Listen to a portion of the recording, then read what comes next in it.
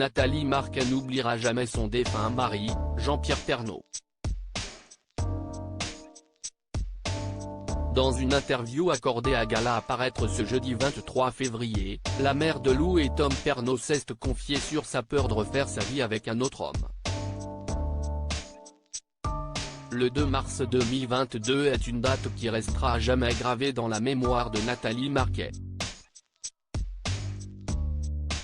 Ce jour-là, l'ancienne Miss France apprenait la mort de Jean-Pierre Pernaut, l'homme de sa vie.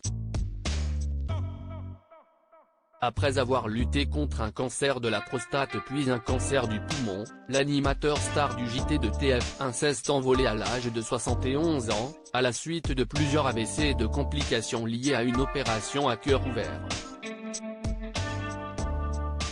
Depuis, la mère de Lou et Tom semble avoir du mal à faire le deuil de son époux. Alors, sur les réseaux sociaux, la jeune femme honore, dès qu'elle en a l'occasion, la mémoire de celui qu'elle a épousé le 23 juin 2007. 2 semaines après la mort de son mari, celle qui a été chroniqueuse dans TPMP, avait repris le chemin du travail pour se changer les idées. C'est notre amour éternel conjugué à notre passion commune pour le théâtre qui m'ont permis de monter sur scène hier soir.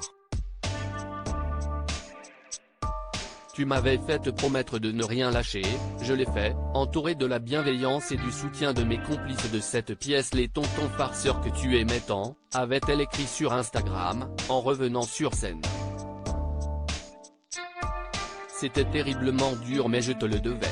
Merci au public de Nantes de m'avoir soutenu. Ces applaudissements sont pour toi.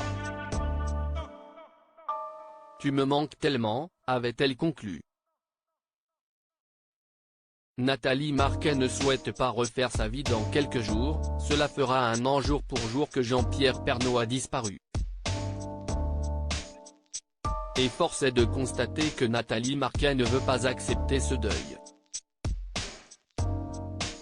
Tout le monde dit qu'avec le temps, elle s'atténue, la douleur, note de la rédaction. Pour l'instant, je ne trouve pas, a déclaré la mère de famille, à Gala.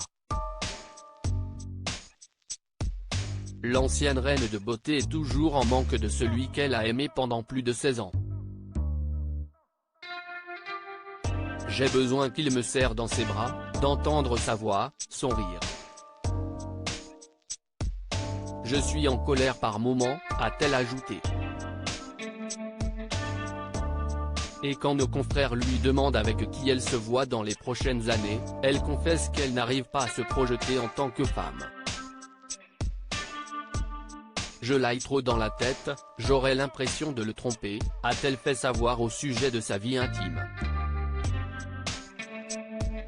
Seuls ses enfants, le travail et ses chiens comptent pour elle.